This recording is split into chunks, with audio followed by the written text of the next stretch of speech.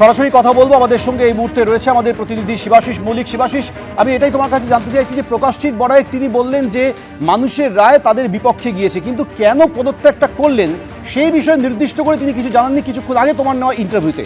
আর কিছু জানা যাচ্ছে? দেখো সৌমেন, যে রকমটা আমরা তুলে ধরলাম, যে সাক্ষাৎকার আমরা দেখালাম, সেই সাক্ষাৎকারে তো তিনি বিষয়টা কিছুটা তুলে ধরেছেন। এর বাইরে প্রকাশজিৎ বড়াইকের সঙ্গে দীর্ঘক্ষণ কথা বলে যে বিষয়গুলি জানতে পারলাম, বিধানসভার যে সদস্য সংখ্যা, বিধানসভার বিধায়কদের ভোটে রাজ্যসভার সাংসদরা জিতে আসেন। ফলে বিধায়কদের প্রথমে মানুষ নির্বাচন করেন এবং তারপর বিধায়করা রাজ্যসভার সাংসদ নির্বাচন করেন। প্রকাশজিৎ বড়াইকের মন্তব্য অনুযায়ী বিধানসভায় যে বিধায়করা আসছে তখন বোঝা যাচ্ছে মানুষ তৃণমূল কংগ্রেসের পাশে নেই, এবং সেই বিধানসভা থেকে যেহেতু রাজ্যসভার সাংসদ হয়েছেন তিনি, তাই তার মনে হয়েছে তিনি পদত্যাগ করা উচিত, এরকমটাই বলছেন প্রকাশজিৎ বড়াইক। এছাড়া প্রকাশজিৎ বড়াইক তিনি কেন্দ্র এবং রাজ্য এদের একসঙ্গে যে যৌথ উন্নয়নের পদ্ধতি, বিজেপির বক্তব্য অনুযায়ী যা ডবল ইঞ্জিন সরকারের উন্নয়ন, সেই ডবল ইঞ্জিনের কথাই কিন্তু প্রকাশজিৎ বড়াইক বলছেন যে কেন্দ্র ও রাজ্য একসঙ্গে উন্নয়ন করুক, সেটা তিনি চাইছেন। তাই তিনি তৃণমূল কংগ্রেস থেকে সরে দাঁড়াচ্ছেন।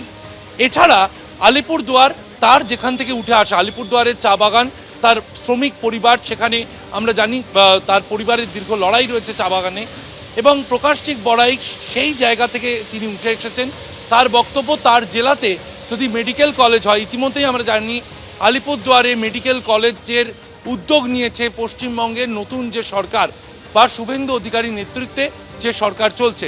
সার্বিকভাবে সেই বিষয়গুলি কিন্তু প্রকাশজিৎ বড়াইক সামনে রাখছেন তার আজকের সিদ্ধান্তের নেপথ্যে। প্রকাশজিৎ বড়াইক তিনি আজকে উপরাষ্ট্রপতির কাছে তিনি তার পদত্যাগপত্র পেশ করেছেন, এবং তারপর তিনি কিন্তু এলেন এই যে জায়গায় রাজনীতি যেখানে জটিল হয়ে উঠছে, নিশিকান্ত দুবে বিজেপির সাংসদ, তার বাড়িতে এসে সংবাদ মাধ্যমের মুখোমুখি হলেন প্রকাশজিৎ বড়াইক। বিজেপি সাংসদের বাড়িতে তিনি দেখা করতে এলেন, এবং এই নিশিকান্ত দুবে গতকাল রাতে শুভেন্দু অধিকারীর সঙ্গে ভূপেন্দ্র যাদবের বাড়িতে ঘণ্টাখানেকের বৈঠক করেছেন। ফলে নিশিকান্ত দুবে, শুভেন্দু অধিকারী, ভূপেন্দ্র যাদব গতকাল রাতে বৈঠক করলেন।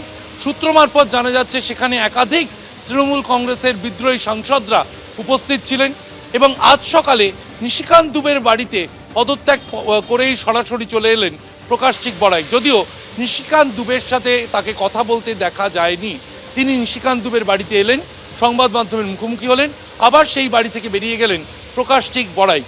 প্রশ্ন উঠছে, তাহলে নিশিকান্ত দুবের বাড়িতে আসতে হলো কেন? সেক্ষেত্রে কিন্তু অনেকটাই খোলসা করে দিয়েছেন একটি মাত্র বাক্যে প্রকাশজিৎ বড়াইক।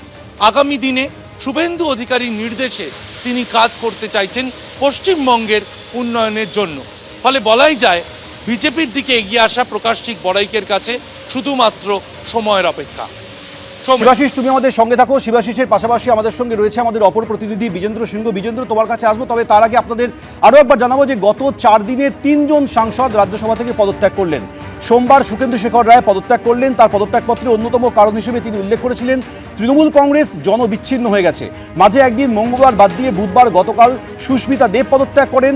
তার ভবিষ্যৎ পরিকল্পনা তিনি এখনো স্পষ্ট করেনি, যদিও অসমের মুখ্যমন্ত্রী। এবিপি আনন্দ এগিয়ে থাকে, এগিয়ে রাখে।